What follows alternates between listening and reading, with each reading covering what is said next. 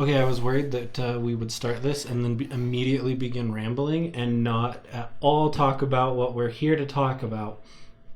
Our first video, which nobody watched because it was 10 minutes long. I mean, just looking at the view count of our other videos, which is the whole reason we started doing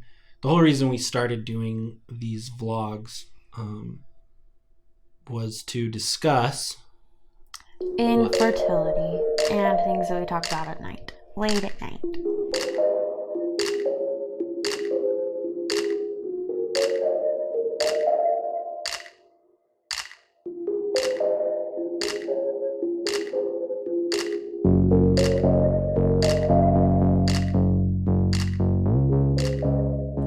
because we are currently trying to get pregnant.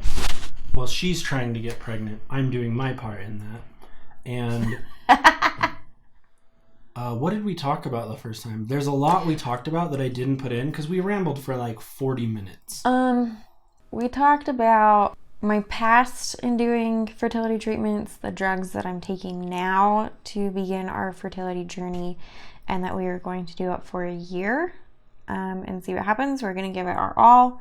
We get a kid out of it, great. We're stoked for that. If not, that's okay too. We're ready for either direction. Quick recap. The reason why we're doing fertility treatments is because I have a history of PCOS and endometriosis, which has caused a lot of hormone issues. My body doesn't naturally produce progesterone, which is needed to keep a pregnancy. It's what kind of keeps climbing as your pregnancy continues. So that's kind of an important part. I was previously married and tried fertility treatments for about a year. Didn't have any success. So I knew if we were going to give it a shot, I knew exactly who to talk to, where to go, where to start. So I kind of just picked up where I left off because the treatments that I did before of just doing Provera or progesterone with Clomid, which is the most common fertility drug, didn't work for me. Here we are 6-ish years later, trying again. So we started with Femara since Clomid didn't work and did Provera before that to kickstart everything. This go around I joined some Facebook groups that are for trying to conceive individuals where you can ask questions, go for support, those types of things. And one thing that I brought to Jamie's attention was that quite a few people in those groups weren't sure how to discuss the intimacy portion of infertility because you are on a schedule, days 10 through 20, where you're on a schedule of you have to be intimate every other day, and it can get a little bit mundane. That this is what we're doing. Here we go. Not me. Blah, blah. So a lot of people in the group didn't know how to bring that up with their significant other, and I asked Jamie, if that were us, what would you want me to say to you, or what would you say to me if we were having the issue of it just felt so mundane and felt like it wasn't intimate anymore, and this is just what we're doing, and it was boring. And I think an easy way to bring it up would be, because like if we didn't have good communication skills and Alicia wanted to come to me and bring this up, and it's kind of a touchy subject, that I suggested a good way to probably bring it up would be, so I'm in this Facebook group, and a couple ladies posted about how the intimacy schedule's just getting a bit mundane and it's kind of frustrating.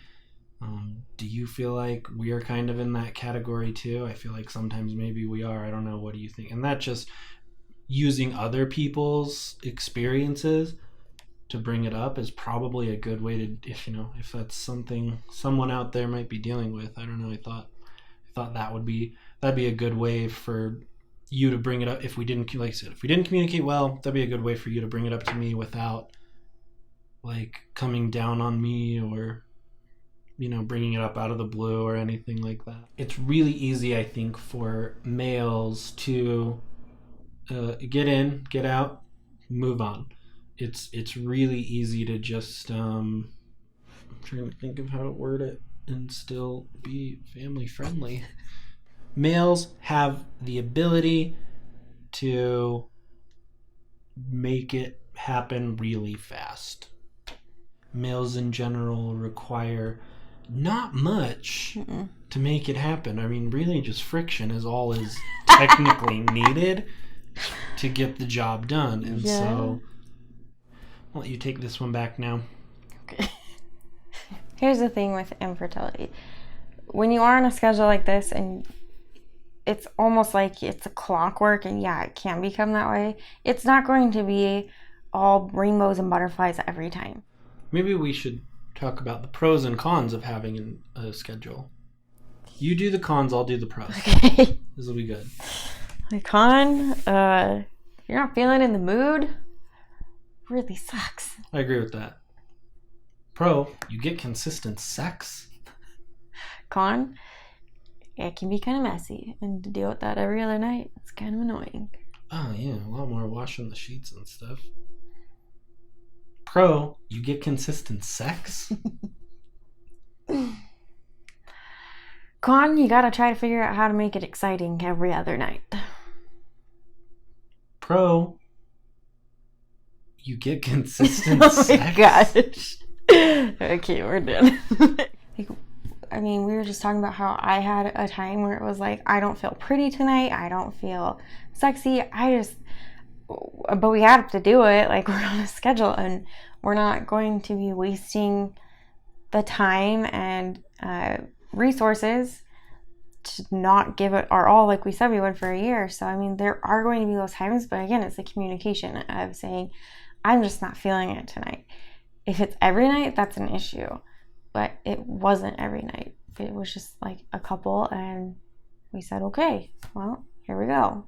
So that's one thing that we had come up the first month that we were like, oh yeah, that probably something to set ground, like foundation on of, it's fine, let's communicate. As long as we are communicating about it, just know where the other person's at, it's a lot easier to take care of your significant other in any aspect of life if you know where they're at and they know where you're at. Agreed. Communication's key. The other thing that we wanted to update everybody on was how I was affected by the hormones. I did have some weight gain, which is normal when you're on progesterone. And then I also had hormone brain that came with these. One night we were out and about grabbing some stuff for me, grabbing vitamins and everything, and it was like 10 o'clock at night, and hadn't eaten, so I was like, just stop at McDonald's, I'll get some food. And it happens to be that McDonald's and Del Taco are in the same parking lot. Which is perfect, because I love Del Taco over everything else. She was getting her breakfast from McDonald's, I was getting my tacos, so I was on board with this plan. Great. He likes tacos. That's an understatement. And we go to McDonald's, get my food, and then drive across the parking lot, go to Del Taco. Jamie starts ordering, and I lean over and start telling him what I would like from Del Taco. Then I sit back down, and I look down, and in between my feet is my McDonald's bag. I had forgotten that I already ordered dinner that night. It was so embarrassing. It was like, holy shit. At least you had an excuse. I forgot because I have a terrible memory. And he wasn't judging the fact that I was ordering more food. He never judges me for eating. One thing I was gonna say, I did something I shouldn't have done. No, not like that. Oh. So the whole time for going through round 1 here, I kept saying, oh, I just know you're gonna get pregnant. I just know it's gonna happen. I just had a feeling. It's like, I know it's gonna happen. And I don't know, did that ever get like your hopes up? It didn't get my hopes up, but I worried that it was getting his hopes up because he was so certain that it was going to happen round one. I don't know how to explain it. I just felt like it was going to happen. I mean, because you were pregnant once without being on all of this. So we miscarried last July. Didn't even know that we were pregnant. May and June. We were on vacation. We were on vacation down in Mesquite, and just all of a sudden, out of nowhere, I was like, "Oh my gosh, I'm having a period. This is so weird." But then it was so bad, and the clots were massive. Like I'm pretty sure I became anemic. Like I had lost so much blood, to the point where I'm pasty, but like I was even more white. She became transparent. I could see right through her. Like I was so white. Like I was losing so much blood. So found out from going to my OB that it was a miscarriage, which of course he was Jamie and my OB. They're like, okay, if we can do this without it, shouldn't be too difficult by having a little bit of a boost, not even a year later. And a lot of that was why I just assumed it would be so easy to get pregnant this first time. And I thought, oh, and then the vlog's going to be pointless because we'll have nothing to talk about because you get pregnant right away. And then people will be like, yeah, infertile, guys, way to go, infertility problems. I was just wondering if me just knowing you'd get pregnant right away would get your hopes up. No. I mean, like I said, I've been through this before. I know my body.